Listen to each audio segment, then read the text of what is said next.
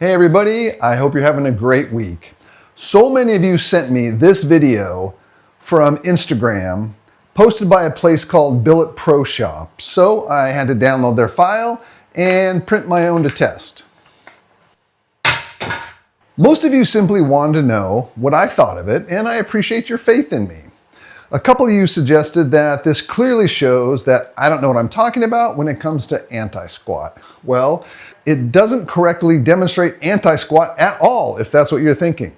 The good news is that it does begin to demonstrate something that is useful in rccrawler linkage design, which is all we really care about, right? But it's probably not what you think. On this channel, we look at the science behind our grown-up toys. I know everyone doesn't have Instagram, so here is the full video, assuming it doesn't get copyright claimed and I have to black it out. It should show up right now.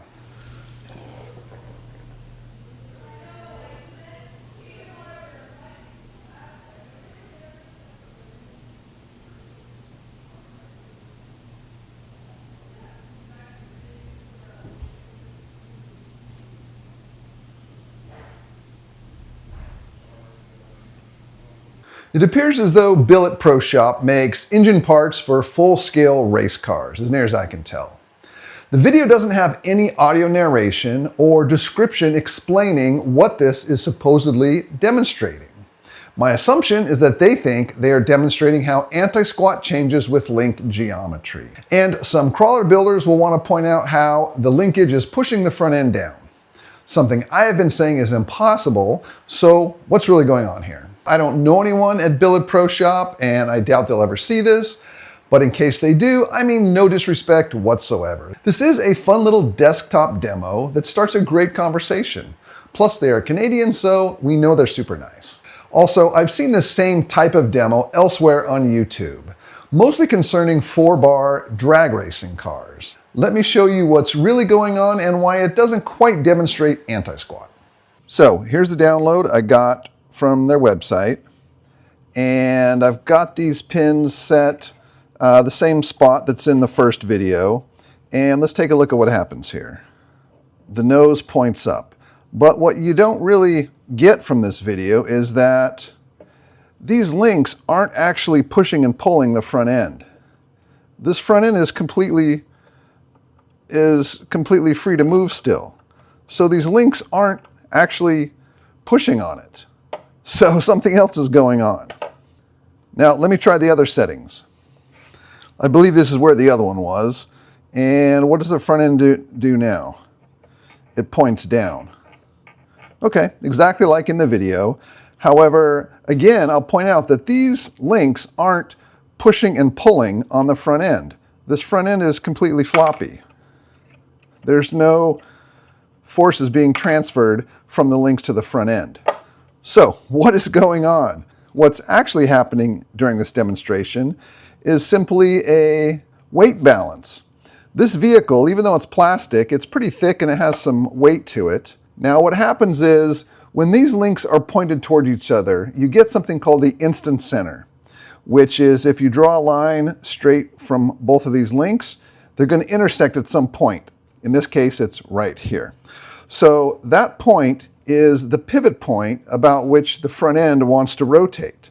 And when you've got most of the weight in front of that pivot point, it naturally wants to just weigh itself down.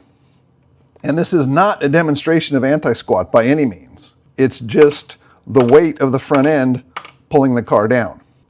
And it's the same if I move it back up. So now the intersection between this link and this link is way up here. So the center of gravity of this front end is probably somewhere in the middle. It's going to be behind that theoretical point. That's why the bottom, it's simply weighted such that it rotates around the intersection of these pivots. And that's not really a valid demonstration of anything except teeter-totter. When you've got more weight on one side of the teeter-totter, it tips this way. And if you've got more weight on this end of the teeter-totter, it tips the other way. And again, this is completely floppy. It's not fully constrained. These links aren't driving the front end by any means. This demo only captures half of the anti-squat calculation. It doesn't take into account the vehicle's center of gravity height and the wheelbase. If you look at the anti-squat calculation, both of these dimensions are variables to define the anti-squat response. You simply can't turn the rear axle and declare anti, pro, or neutral squat. You're missing half the equation. Plus, you aren't seeing the horizontal acceleration of the vehicle, which the anti-squat forces are designed to counteract. Now let's look at this a little bit closer and try to exaggerate it. So I'm going to take and just kind of estimate where these front links line up. It's going to be up here. It's not super critical. It's up in this front area. Let's say that these 2 points intersect right here. And let me exaggerate the center of gravity with a big heavy tungsten weight here. So we know that the fulcrum or the pivot point coming from these links is up here.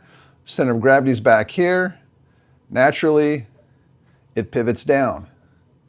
It rotates around this pivot because the weight's on this side of it. So now let's find the intersection of this angle, and I'll try to use a orange dot. It looks like the intersection is much further back here. So now this is the virtual fulcrum that the front will pivot about, and your center of gravity is up here. So you can see, logically, this weight pushes the front end down. Again, these links aren't pushing on the front end at all. The front end's totally floppy. The only thing pulling the front end down is the weight that's in front of this pivot. Now, let's see what happens if I try to intersect these right at the center of the mass here. I'm going to move these up and down. So now I've tried to align the links with this center of mass that I added. And what do you think is going to happen? Well, it's now neutral. The center of mass is perfectly balanced around that virtual pivot point, that instant center point. And again, this is floppy and free to move. And notice how when I manually lift this, it's rotating pretty concentric, pretty dead on with that center of mass. So that just demonstrates that the rotation point based on this linkage design is centered with that mass. And that makes it appear neutral when you go up and down. But again, this isn't a demonstration of anti-squat. You're missing half the anti-squat equation. Anti-squat is concerned about the height of your mass when the vehicle is accelerating forward. This is the horizontal position of the mass relative to the linkage, and that really has very little bearing on your actual driving anti-squat response. It's a fun demonstration, and if anything, what it does excellently is demonstrates what the instant center is, and that is just half of the anti-squat equation. When you look at textbook 4-bar calculations, all the forces affecting the rear axle are calculated as though they are passing through the instant center, as if it were a single fixed point. And that is soundly based in math and physics. The reason it's called instant center is because it only exists instantaneously based on the linkage geometry. This instant center actually drifts or migrates as the suspension compresses. And you rarely hear this part discussed. The fact that your instant center or pivot fulcrum moves, that can work for or against you. And it's important to understand. You can think of a 4-bar mechanism as simulating a single pivot swing arm design, though it's more sophisticated. In drag racing, they call this ladder bars or sometimes link bars. There are single pivot bicycle designs, and most dirt bikes have a single pivot swing arm. A linkage design allows you to put this virtual pivot or instant center in places where you couldn't physically place a single pivot. And linkage designs are generally more tunable than single pivots. Recently, I posted this on my socials. asking what happens when you rotate the rear axle backwards on your RC crawler. And tell me in the comments. How it would react in real life. Does the suspension extend? Drag racers call this separation, meaning the wheels are separating away from the chassis. I just call this shock extension. Or is your suspension compressing like you see on my rig here?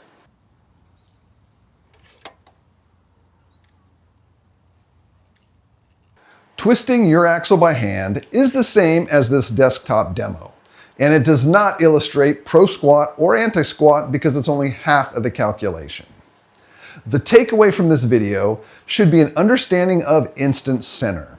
This will be an important point in how we approach linkage design for an RC crawler, and I plan on making one more video in the series and hopefully the final video.